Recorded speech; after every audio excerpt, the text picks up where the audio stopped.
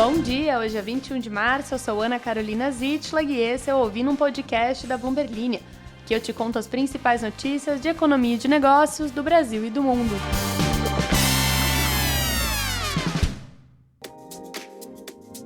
Bom dia, queridas e queridos ouvintes que vieram a este podcast em busca de mais informações sobre negócios, economia e tudo isso mais. Eu comecei a rir porque eu lembrei da quantidade de besteira que é falada aqui, além de, claro, das notícias. Eu espero sempre que você saia muito informado. Como, por exemplo, hoje a gente vai falar sobre política monetária, não só brasileira, como também americana. O Copom, o Comitê de Política Monetária do Banco Central Brasileiro, reduziu a taxa básica de juros da Selic para 10,75% e também alterou aí um trecho sobre os próximos cortes. Vou te falar por que alterar um parágrafo no comunicado do Copom é muito relevante a ponto de fazer o pessoal do mercado ficar meio maluco. O presidente do Federal Reserve, o Banco Central Americano, por sua vez, o Jerome Powell, disse que será apropriado em breve reduzir o ritmo de aperto quantitativo. Mais um termo aí de política monetária para a gente conversar neste podcast de meu Deus. E para você que está à procura de um emprego na NASA, não se preocupe, worry not, porque a ascensão da SpaceX e da Blue Origin, que são empresas privadas de exploração espacial, são inclusive um obstáculo para a atração de talentos da NASA. Ou seja, tem espaço para todo mundo? Literalmente, eu não falei de propósito. Ai, eu sou uma gênia, mesmo quando eu não tô prestando atenção no que eu tô falando. Tem espaço pra todo mundo, entendeu? Dá. Se você quer ficar por dentro de todas as notícias da Bloomberg Linha e, de quebra, não ouvir o som da minha voz, é só você seguir a gente nas redes sociais, porque lá você tem acesso às notícias em texto, no caso. E aí você não precisa vir aqui me escutar. Ou você também pode ver o TikTok, mas aí eu vou estar lá, então aí você talvez não queira ver. Mas também pode seguir a gente no canal do Zap Zap, para receber todas as informações. E isso aí tudo. Vamos às notícias. O Comitê de Política Monetária do Banco Central, o Copom, cortou a taxa básica de juros em 0,50 ponto percentual nesta quarta-feira para 10,75% ao ano. A expectativa da redução era unânime entre economistas do mercado financeiro e marca o sexto corte consecutivo desde que a flexibilização monetária começou em agosto de 2023. Flexibilização monetária é corte de juros. No comunicado, abre aspas para o Copom. Faria uma voz de Copom. O comitê avalia que o cenário base não se alterou substancialmente, em função o Copom não sabe ler, aparentemente. Vamos voltando. Em função da elevação da incerteza e da consequente necessidade de maior flexibilidade na condução da política monetária, os membros do comitê, unanimemente, optaram por comunicar que antevêm, em se confirmando o cenário esperado, a redução de mesma magnitude para a próxima reunião. O que tem de diferente nisso aí? Antes, estava dizendo que, em se confirmado o cenário esperado, os membros do comitê unanimemente antevêm a redução de mesma magnitude nas próximas reuniões e avaliam que esse ritmo é apropriado para manter a política monetária contracionista necessária para o processo desinflacionário. Tia Ana, eles falaram exatamente a mesma coisa. Falaram não falaram, presta atenção. No comunicado de antes, eles não falavam se confirmado o cenário esperado.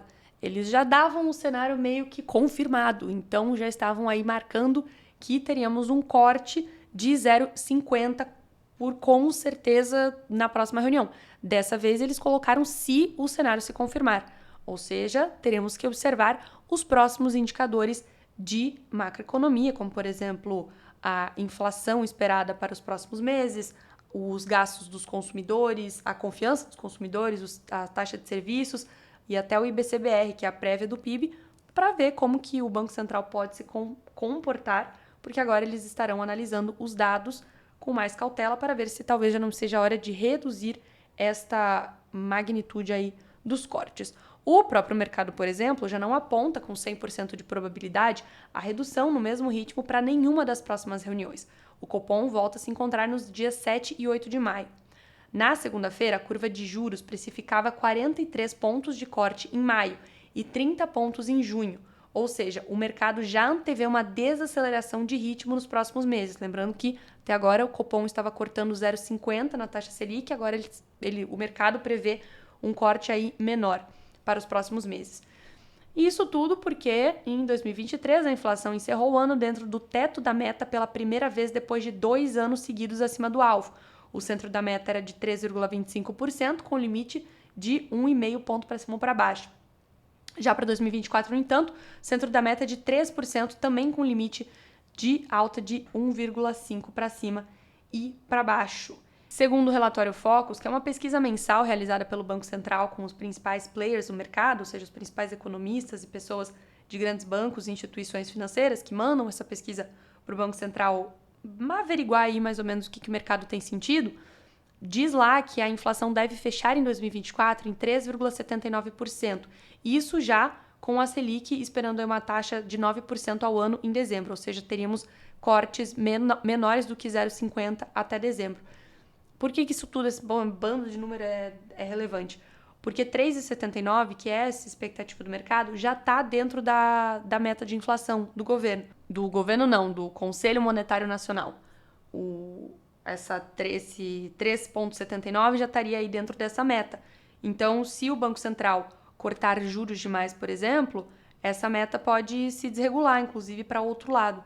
Então, como a gente já está aí mirando numa inflação controlada para o final de 2024, existe uma probabilidade, segundo o mercado, dos cortes de juros diminuírem de intensidade daqui para frente. Espero que tenha dado para entender.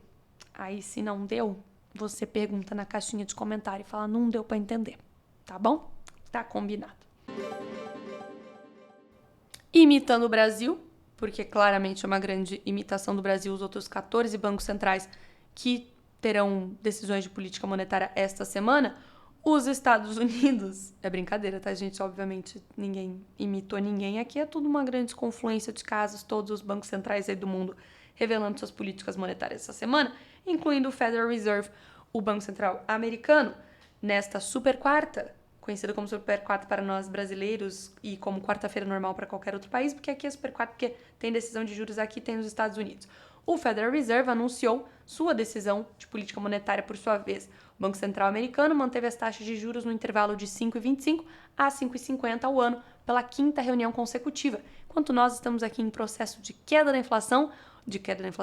de juros, os Estados Unidos ainda estão aí se mantendo neste atual patamar e às portas de talvez, quem sabe, vamos ver, cortá-los. No comunicado divulgado junto com a decisão, o FONC, que por sua vez é o comitê de mercado deles lá, reiterou que espera ter mais confiança de que a inflação vai atingir a meta de 2% antes de um corte de juros. O gráfico de pontos, ou dot plot, das projeções de taxas do FONC mostra uma expectativa de 3 cortes de 0,25 ponto percentual em 2024, semelhante ao ciclo anterior de previsões trimestrais em dezembro. Segundo o Jerome Powell, ou Jay Powell para os íntimos, o Fed está mantendo o ritmo com que reduz o seu balanço patrimonial, mas deve ser apropriado diminuir aí esse ritmo de desmontagem muito em breve. Isso quer dizer que assim, o Fed ele tem títulos, um processo conhecido como aperto quantitativo, em que amplia gradualmente o montante combinado de títulos do Tesouro e hipotecários que ele permite expirar sem serem reinvestidos, para um total de 95 bilhões de dólares por mês. Ou seja, esse aperto quantitativo é quando os bancos centrais de seus respectivos países se desfazem dos seus balanços com a venda de títulos. Isso acaba reduzindo a reserva dos bancos comerciais, ou seja, a capacidade que o mercado em si tem de emprestar dinheiro para as pessoas, para eu e você, por exemplo. E se tem menos dinheiro nos bancos, no geral, para esses empréstimos, isso faz com que as taxas de juros de longo prazo aumentem. A gente chama as taxas de juros da ponta longa. Então, se um banco não tem tanto dinheiro para te emprestar, nesse momento, quando ele for te emprestar um dinheiro para você pagar, um dinheiro que vai demorar para retornar para o banco, né? Então, por exemplo, compra de um apartamento que você vai levar anos para pagar, se você não for herdeiro, a taxa de juros para esse tipo de empréstimo vai ficar mais cara, porque tem menos dinheiro circulando, então vai ficar mais caro você pegar isso.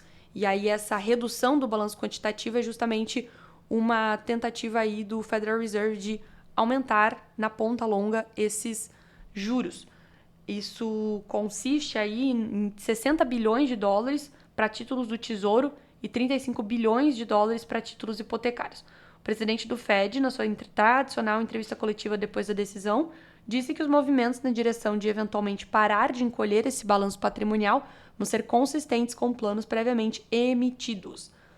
Os participantes do mercado estão se perguntando quanto mais as autoridades podem reduzir a carteira de ativos do Federal Reserve, que tem 7,5 trilhões de dólares, antes que rachaduras preocupantes comecem a aparecer. Essas rachaduras são aí mais ou menos a incapacidade dos bancos de emprestarem dinheiro, né? Isso começou a acontecer em 2019, um pouco por conta desse aperto quantitativo que o Fed já realizou algumas vezes, e reduziu a capacidade dos bancos americanos de emprestarem dinheiro significativamente a ponto de começar aí um efeito em cascata. Por enquanto, esses mercados de financiamento, principalmente os de curto prazo, ou seja, para você comprar, por exemplo, um eletrodoméstico, eles ainda estão se mantendo estáveis por lá e livres de estresse, o que oferece uma flexibilidade aí para o Fed considerar um caminho à frente dessa redução do balanço patrimonial. Ufa, mas eu vou tomar um chazinho depois dessa notícia. Eu creio que talvez amanhã eu traga um pouquinho mais de contexto sobre balanço patrimonial. Sinto que vamos ter que nos aprofundar sobre isso. Não farei isso no dia de hoje, pois estou cansada. Agora vamos falar do espaço que há entre nós. Ai, o cansaço quando ele bate. A SpaceX e a Blue Origin estão competindo para lançar satélites e levar humanos à Lua. As empresas também oferecem salários generosos para contratar muitos engenheiros jovens e dedicados, o que torna mais difícil para empresas aeroespaciais tradicionais, como a Boeing e a NASA, preencher essas vagas. E jornalistas jovens dedicados eles não querem? Parece que não. Recrutadores afirmam que a maioria dos estudantes de engenharia aeroespacial, mais uma vez negando jornalistas, realmente deseja trabalhar na SpaceX e na Blue Origin. As empresas privadas são lideradas por 2 dos 3 homens mais inovadores e mais ricos do mundo, Elon Musk e Jeff Bezos, respectivamente, que imaginam, em última instância, pessoas vivendo e trabalhando na órbita da Terra e na superfície de Marte. Essas companhias privadas frequentemente oferecem salários mais altos do que as operações espaciais estabelecidas. Atualmente, a SpaceX está anunciando salários iniciais para engenheiros aeroespaciais entre 95 e 115 mil dólares por ano. Tá bom para você? A NASA, que segue as remunerações previstas em tabelas do governo federal americano, oferece salários iniciais em uma faixa que começa 54.557 dólares para engenheiros com bacharelado, 66.731 mil dólares, falei errado, para mestrado e 73 mil dólares para doutorado no Kennedy Space Center, na Flórida. Trabalhar na SpaceX ou na Blue Origin, por outro lado, pode também significar ter que servir aos caprichos dos executivos volúveis. A Califórnia acusou a SpaceX de rotineiramente, não consigo falar essa palavra, pagar salários inferiores a mulheres e trabalhadores de minorias. É isso mesmo, SpaceX. E os empregos nas startups podem significar trabalhar em projetos que nunca veem a luz do dia ou passar 80 ou 90 horas por semana em um cubículo. Apesar disso, graduandos de faculdades de elite têm aproveitado a chance de contribuir para os planos ambiciosos das startups e cada empresa está contratando rapidamente. A Blue Origin, com mais de 10 mil funcionários, tinha mais de 1.500 vagas de emprego em meados de março. A SpaceX é estimada em ter mais de 11 mil funcionários e 1.100 vagas.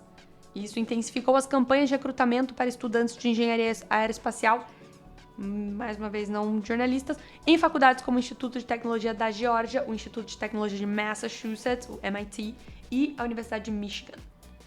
O rápido crescimento dos projetos espaciais significa que os empregos de engenheiro aeroespacial devem crescer 6% em 2022 a 2032, 2 vezes mais rápido do que a taxa média do crescimento de empregos nos Estados Unidos, segundo o Bureau of Labor Statistics. Nos próximos 5 anos, espera-se que a economia espacial global em expansão cresça cerca de 40% para 770 bilhões de dólares. Que maluquice! Você já pensou como os Jetsons se sentiriam vendo tudo isso? Não sentiriam nada, pois eles já estão, né? Mas é isso mesmo. É assim que a gente vive. Chegamos ao final do podcast com um lembrete para você conferir como falar Faria Limés, porque a origem do meu cansaço, Blue Origin. Ai, eu tô uma graça hoje. É justamente este videocast novo que estamos fazendo o lançamento aí, pois eu estou em meio a gravações de novos episódios.